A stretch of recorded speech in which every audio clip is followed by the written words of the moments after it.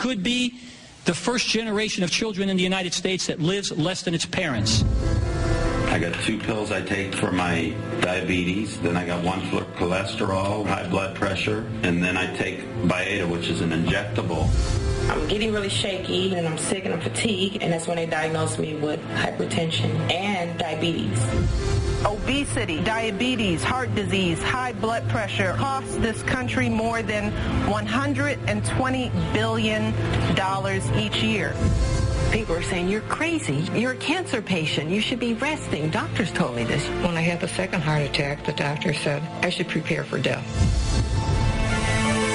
Heart disease is an absolutely toothless paper tiger that need never, ever exist. People who were raised in Japan, the Philippines, Korea, China, never had heart disease, prostate cancer, colon cancer, breast cancer, rheumatoid arthritis, multiple sclerosis. This is the atlas of cancer mortality in China. Virtually, the Western diet was non-existent. They had no animal products. They had no dairy, no meat. We learned that we could turn on and turn off cancer growth just by adjusting the level of intake of that protein. I knew at that point what caused most diseases. Our national authorities are simply excluding this concept in order to protect the status quo.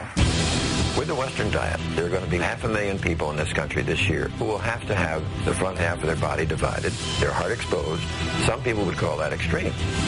I know of nothing else in medicine that can come close to what a plant-based diet can do. If you go through life thinking that what happens to you from a health perspective is based on your genes, you're a helpless victim. I reversed the diabetes. The diabetes is not coming back. I just can't understand what it's done to change my life. Diet is so much more important than anybody ever thought. To me, the answer is so simple, it's criminal. And it's just people starting to take responsibility for their health and starting to eat more plant-based foods. It's that simple. Forks Over Knives is a documentary that when I saw it was just really very powerful. So we know that food is a huge piece to how healthy we are, but the other part is we have to get moving and we have to be more fit. Of course, physical fitness is one of the main components to the healthy lifestyle, including also nutrition as well. I read an article about Steve Jobs, the CEO of Apple, who just died a couple of days ago, that he said one of the 2-3 main things that help him to be successful is taking illegal drugs. And I was like, it was very interesting for me to hear that, because while you're working out, your body produces the humanly strongest possible drugs, meaning natural drugs. While you're working out, your endorphins, your serotonin are increasing, so you feel unbelievable. So people actually working out and eating proper, it's like taking drugs every single day. You feel great. So let me just be clear that we're not suggesting that people take drugs, but we are saying that the adrenaline rush, that you can get that from exercise because it produces something in your body. So I want to make sure that I clear that up before anybody calls. I'm sorry to say that, but one of the reasons why I mentioned that is exercise is much easier to do than illegal drugs. You're not going to go to prison. And we're creating society of healthy children, more productive children, instead of society of prisoners and drug abusers. So this health and fitness revolution, tell me why you call it a revolution. Is it because it's something that needs to be jolted and really needs to be jump-started? Yes, because we don't have a time for evolution. We don't have a time for Charles Darwin right now. We have a time right now for the drastic steps to conquer obesity. Now, how can we do that? By introducing health and fitness back to general population, by making it more fun.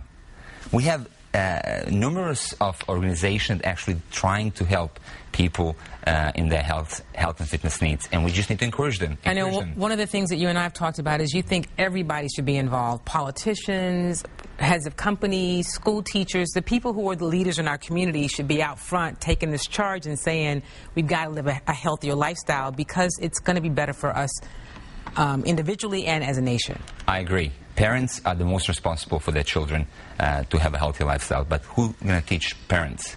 We need teachers to be involved more in that. TV people, politicians, of course politicians, CEOs of the companies.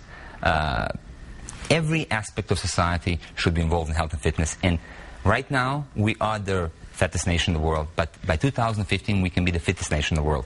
And if any country can do that, America can do it. And before we go, I've got to ask you, tell me a little bit about the Lakewood Challenge. Lakewood Challenge. Everybody's talking about that. That's a 10,000-pound challenge that is started by Lakewood, Joel Osteen Men's Ministry, and it's in progress right now. I cannot give you more information than just that. But they are taking the charge to kind of get something started within their congregation. Exactly, and that's a huge congregation, like you already know, and Lakewood Church is one of the biggest churches in America, so that will be a huge help for Health and Fitness Revolution. Tremendous help. So Health and Fitness Resolution, we'll have more information about that on our website. So thank you, as always, for sharing with us. Check out the documentary Forks and Knives if you get a chance to, and also, you know, do something. Get out and move, walk, move with somebody, encourage somebody else to move. I'd like to thank Samir. Sunday's a great day to start. Sunday's a great day. If you're not watching, when you finish watching the football game, you can kind of move around. So thank you, Samir and Julie, for joining me this morning, and of course, all of you for tuning in. If you'd like to check out some of the previous shows or get information on today's show, log on to Click to Houston. And if there's something you'd like for me to check out, let me hear from you. You can reach me at kdavis@click2houston.com. That's kdavis@click2houston.com. You can also check out my Facebook page or follow me on Twitter. Thanks for joining us. Have a great week, and I'll see you next Sunday on Beyond the Headline.